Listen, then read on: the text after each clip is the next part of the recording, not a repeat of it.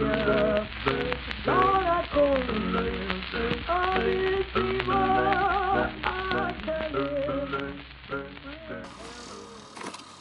how you doing? We're here at the site of the Cameron plot here in Weir City, Hosey Hill Cemetery. The Cameron headstone here designates the gravesite of Joseph H. Cameron and his wife, Alice Hendricks.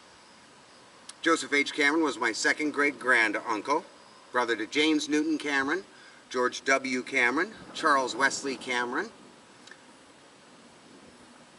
Felicina W. Cameron, Peter Franklin Cameron, and Dora Cameron.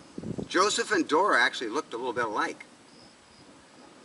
So Joseph H. Cameron married Alice Hendricks in, I believe it was Greenfield, Missouri.